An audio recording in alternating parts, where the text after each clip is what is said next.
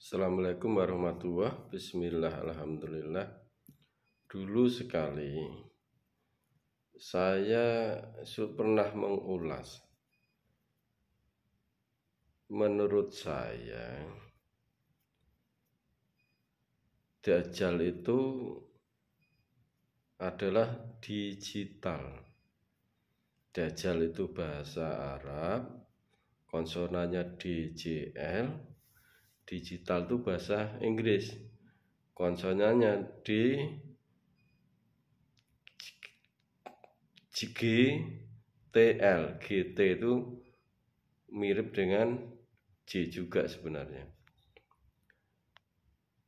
Kenapa saya kok berasumsi bahwa Dajjal itu digital?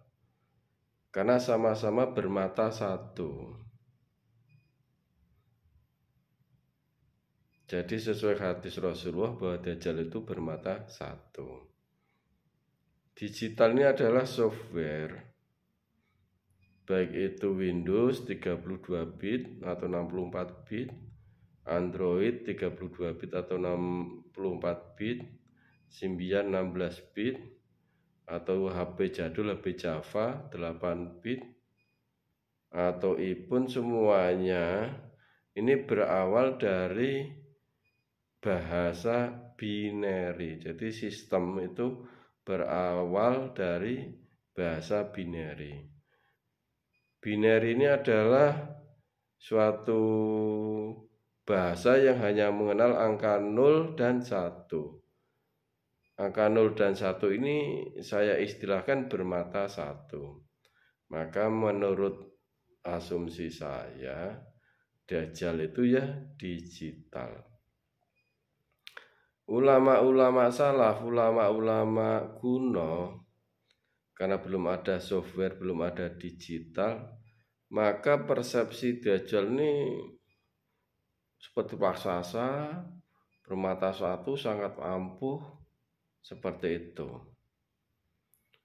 Jadi di puncaknya Dajjal, manusia itu tidak bisa makan kecuali ikut Dajjal. Ulama kuno, ulama salaf, persepsinya karena keampuhan Dajjal itu, kalau orang itu tidak ikut Dajjal, artinya dia itu berarti Islam, karena Dajjal itu kafir maksudnya. Ketika dia mau makan nasi, nasinya langsung berubah jadi pasir, sehingga tidak bisa makan. Itu persepsi orang ulama kuno. Kalau saya mengatakan puncak Dajjal, masa-masa Dajjal, puncaknya masa Dajjal itu setiap orang tidak bisa makan kecuali ikut Dajjal. Karena Dajjal itu digital, maka seseorang nggak bisa makan kecuali dia itu menggunakan digital. Jadi awal Islam, alat untuk belanja, alat untuk berbisnis, jual beli itu memakai emas dan perak. Uangnya namanya dinar dan dirham. Setelah Islam, kejayaan Islam itu hilang, hancur, maka dunia ini dikuasai oleh sistem liberal, sistem sekuler, dan sistem komunis, sistem demokrasi. Maka ini alat tukarnya itu diganti dengan kertas. Jadi misalkan seseorang belanja nasi, belanja beras 100.000, bayarnya pakai kertas, bukan pakai emas. Kalau zaman Islam pakainya emas, sehingga emas itu misalkan terbakar, ya masih selamat, masih berupa emas, masih selamat. Tapi kalau kertas, kalau terbakar habislah, seperti itu. Jadi nilai plusnya, nilai alat tukar memakai emas dan perak itu seperti itu. Terus kemudian periode Dajjal itu uang kertas itu juga nanti hilang. Jadi sudah dibahas di PBB sudah lama. Jadi ada usulan deregulasi uang-uang yang ada di masyarakat, baik itu kertas atau koin, itu diambil semua, diganti dengan uang digital. Cuman dulu repot, alat untuk transaksinya apa, makanya belum disetujui. Nah sekarang alat transaksinya itu sudah jelas ada. Jadi dengan diketemukannya kris atau kris, ini transaksi digital itu semakin mudah dan sudah dipakai oleh beberapa negara. Penemuannya memang dari orang Indonesia yang memulai bangsa Indonesia, tapi sudah dipakai di Arab Saudi, di Cina, di mana-mana sudah mulai pakai sistem kris. Di Indonesia saja kita makan di warung Tegal, warteg itu ada yang menerima pembayaran pakai kris. Kalau Indomaret, Alfamaret sudah lama seperti itu. Nah kelak kalau deregulasi uang kertas sudah diambil, sudah tidak ada, semuanya mesti pakai digital. Nah masa Dajjal ini sudah mulai. Jadi masa Dajjal itu sudah mulai sejak diketemunya keris, ini sudah ancang-ancang mulai. Kalau Anda lihat di Israel sudah lahir sapi berwarna merah. Itu kalau di Taurat dikatakan Dajjal sudah keluar. Artinya apa? Belenggu Dajjal sudah keluar. Kalau ulama-ulama dahulu mengatakan Dajjal ini orang yang ampuh atau raksasa, dia dituali di rantai sehingga nggak bisa keluar, tersembunyi di pulau terpencil. Kalau asumsi saya enggak, ilmu itu masih disimpan oleh Allah, belum dikeluarkan. Ilmu digital itu belum dikeluarkan sepenuhnya oleh Allah, seperti itu. Nah dengan keluarnya kris ini menunjukkan bahwa ilmu itu sudah dikeluarkan oleh Allah. Sebentar lagi aplikasinya atau penggunaannya sudah global, sehingga mengarah ke puncak masa Dajjal. Saat ini sudah mulai masa Dajjal sebenarnya, sudah mulai masa digital. Maka ketika ada ulama mengatakan Dajjal sudah keluar, Imam Mahdi berarti sudah ada, nanti bentar lagi perang dengan Imam Mahdi, terus nanti Islam berjaya, adil, negara adil, tapi usianya cuma pendek 7 tahun setelah itu kiamat. Kalau menurut saya pembahasannya terlalu simpel seperti itu, karena dia memakai asumsi ulama-ulama kuno. Rasulullah mengatakan 7 tahun betul, tapi 7 tahun itu bilangan harinya apakah seperti tahun saat ini yang ada di dunia ini? Atau jangan-jangan itu tahun hitungannya tahun akhirat, dimana saat di akhirat itu satu hari sama dengan 1 tahun dunia, seperti itu. Berarti sampai berapa ribu tahun lagi atau berapa ratus ribu tahun lagi, berapa miliar lagi baru kiamat, mungkin seperti itu. Wallahu alam. Jadi pembahasannya jangan terlalu simpel. Kalau terlalu simpel, terus orang itu terus nanti semacam tidak ada hirah, nggak ada semangat untuk beribadah mencari uang, tidak ada semangat. Seperti itu, wah bentar lagi kiamat ngapain? Kerja keras-keras nyari uang. Nah ini fatal kalau sudah seperti itu. Jadi sebagai muslim ini kita harus optimis, tidak boleh pesimis. Pesimis itu sifatnya orang kafir. Maka saya mohon Anda harus optimis. Dajjal sudah keluar, ya karena kris sudah ada, yang saya ngomongkan. masa Dajjal nanti puncak-puncaknya Dajjal itu semua orang tuh harus punya rekening. Tanpa rekening nggak bisa untuk nampung uang. Dompet sudah nggak ada isinya uang kertas, nggak ada isinya uang koin. Seperti itu. Jadi harus punya rekening. Bayarnya pakai kris. Rekening itu mesti hubungannya dengan bank. Misalkan BRI pakai Brimo. Nah, pihak bank itu yang memegang data. Dia bisa akses. BRI bisa akses, bisa buka rekening Anda, akun Anda bisa dibuka. Nah, BI pun punya akses. Jadi yang bisa membuka akses BRI dan BI. Nanti BCA dan BI seperti itu.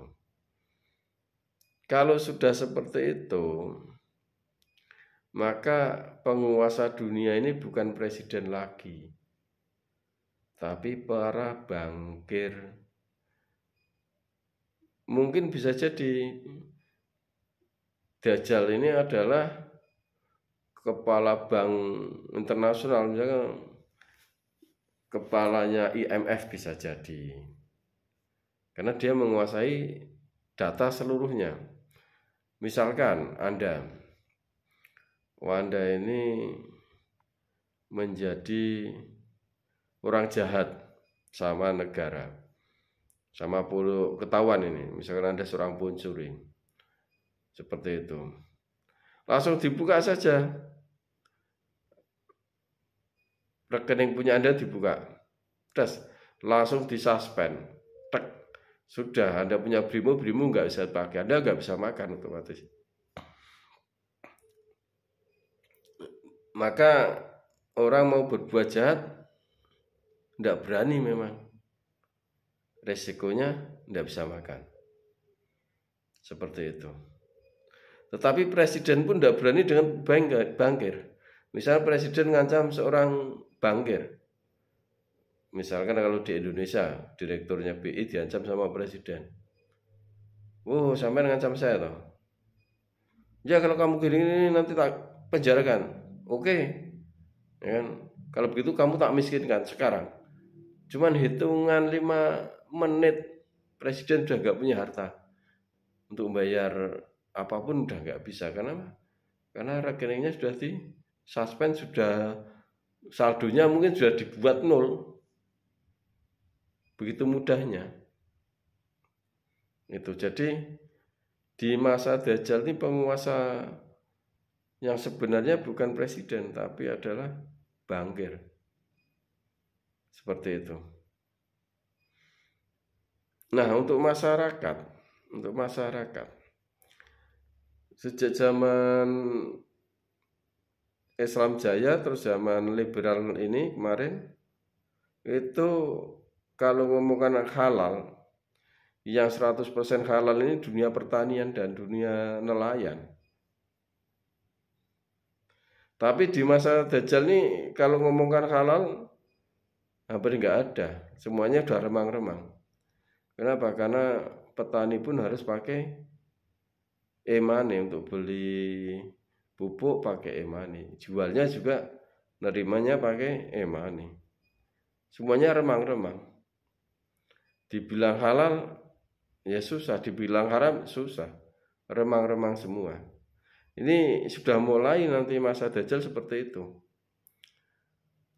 Kalau semuanya remang-remang seperti itu, maka sebagai seorang muslim ya kita mengamalkan yang Rasulullah SAW sampaikan di masa Dajjal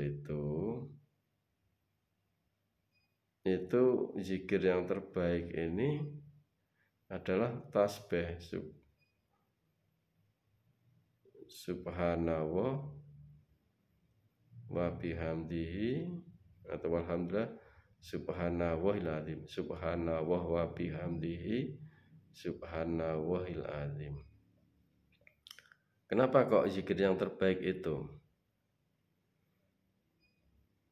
Karena sifat Allah yang masih mau mengurusi orang yang maksiat, orang yang tidak taat, orang yang remang-remang tadi, penghasilannya antara riba dan halal ini remang-remang, dan orang yang taat betul, ini sifat Allah Ar-Rahman. Tanpa sifat Allah Ar-Rahman dunia ini nggak ada. Jadi sifat Ar-Rahmannya Allah ini, Allah mau mengurusi orang yang maksiat dan orang yang taat, termasuk orang yang remang-remang tadi. Maka kalau orang muslim ini sudah remang-remang semua, jadi debu riba itu sudah menyelimuti orang muslim itu, maka zikir yang terbaik yang berkaitan dengan sifat rahmannya Allah. Di hadis Bukhari dari Abu Hurairah radhiyallahu an, Rasulullah SAW bersabda, sesungguhnya zikir yang paling disukai oleh Ar-Rahman. Jadi Rasulullah mengatakan Ar-Rahman, bukan zikir yang paling disukai oleh Allah, bukan. Zikir yang paling disukai oleh Ar-Rahman yaitu subhanallah wa bihamdihi subhanallahil azim. Maka di zaman remang-remang seperti ini, zikir yang terbaik ya tadi ya Rahman atau subhanallah wa bihamdihi subhanallahil azim. Kalau Anda zikirnya misalkan Allahu Akbar, Allahu Akbar, Allahu Akbar, Anda posisinya remang-remang masalahnya. Kecuali Anda penghasilnya halal 100%, zikir Allahu Akbar langsung mustajab. Seperti itu. Misalkan Anda zikir la ilaha illallah, zikir itu bagus, tapi kalau ngomongkan kemustajabannya, kalau Anda itu masih remang-remang, lambat atau susah. Tapi kalau Anda zikirnya ya Rahman, ya Rahman, ya Rahman, atau ya Rahman, ya Rahim, ya Rahman, ya Rahim, atau zikir tadi subhanallah wa bihamdihi subhanal azim, ya insyaallah diproses, karena Allah ini masih mau mengurusi orang yang tidak taat, orang yang taat, dan orang yang remang-remang seperti ini. Tapi karena masa Dajjal ini kita ini begitu banyak dosa teruntuk, ya otomatis remang-remang Tuhan dosa. Maka sebaiknya setelah zikir langsung dilanjut dengan istighfar. Jadi zikir misalkan subhanallah wa bihamdihi subhanallahil azim astaghfirullah. Karena kita tahu bahwa kita ini remang-remang. Kita enggak menafikan wah penghasilan saya 100% halal, enggak. Ya, penghasilannya remang-remang seperti itu. Di masa Dajjal ini kaum muslimin sangat susah. Jadi karena susahnya ini bisa memicu seseorang khilaf, melakukan tindak maksiat. Dan ini lebih cobanya lebih susah dibandingkan masa yang kemarin sebelum masa Dajjal. Sementara kita sebagai seorang muslim ini harus bersosial. Anda tidak mungkin masuk surga sendirian. Dan Allah ini bersifat al-jami, maka Anda harus berkomunitas, harus bersosial seperti itu. Kalau Anda itu misalkan berdoa, Robbi firli wali walidaya wali jami'il muslimin wal muslimat wal mu'minin wal mu'minat al-ahya'i minhum wal amwat, ya itu bagus. Juga ada hadisnya kan gitu. Tetapi itu kan orang sudah berbuat dosa lalu kita mohonkan ampun. saudara kita kaum muslim ini sudah berbuat dosa lalu kita mintakan ampun. Sementara cobaan di masa Dajjal ini begitu berat, menjadikan orang itu mudah khilaf, mudah berbuat maksiat. Makanya doanya lebih bagus doa yang bersifat preventif. Jadi meminta pada Allah agar perbuatan maksiat tidak terjadi atau tidak dilakukan oleh sesama muslim seperti itu. Lalu doa preventifnya apa? Ya tadi, karena sifat Allah ini yang mau mengurusi orang yang maksiat diurusi, orang yang remang-remang diurusi, orang yang taat juga diurusi, doanya yang memakai doa sifat Allah tersebut. Maka doanya yaitu Allahumma arham umatan Sayyidina Muhammad. Jadi kalau digabung subhanallah wa bihamdihi subhanallahil azim astaghfirullah Allahumma arham umatan Sayyidina Muhammad. Di masa Dajjal ini orang muslim sangat susah, cobaannya berat. Karena itu kita mintakan pertolongan kepada Allah, sehingga harapan kita Allah itu menolong. Tapi memang Allah pasti menolong karena Allah mengabulkan doa. Maka dilanjut, Allahumma ansur umatan Sayyidina Muhammad. Kemudian dilanjut lagi doa keselamatan, Allahumma salimna wal muslimin. Jadi kalau dirangkai subhanallah wa bihamdihi subhanallahil azim astaghfirullah Allahumma arham umatan Sayyidina Muhammad Allahumma ansur umatan Sayyidina Muhammad Allahumma salimna wal muslimin. Jadi doanya doa preventif seperti itu. Kalau Anda mau melanggengkan atau membiasakan zikir ini, sebaiknya itu pakai nafas juga. Jadi jangan sampai terengah-engah. Nafas biasa, seperti kita tidak bermain nafas. Jadi saat ditarik nafas itu dibatin sambil berzikir subhanallah wa bihamdihi subhanallahil azim, keluarkan napas astaghfirullah Allahumma arham umatan Sayyidina Muhammad Allahumma ansur umatan Sayyidina Muhammad Allahumma salimna wal muslimin. Seperti itu. Insya Allah ini akan mengupgrade keimanan Anda, karena Anda bukan orang yang egois.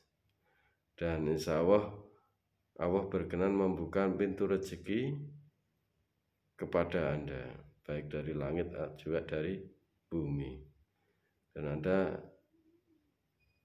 nanti juga akan disayangi oleh orang-orang muslimin semuanya. Kalau ada kurang dan salahnya, saya Muhammad Taufik meminta maaf. Ini murni dari saya, ini bukan ngaji tapi mengkaji, karena nggak ada dalilnya. Jadi bukan mengaji tapi mengkaji. Kalau suka silahkan dipakai, kalau tidak suka, tidak sependapat, dilupakan. Terima kasih. Wassalamualaikum warahmatullahi wabarakatuh.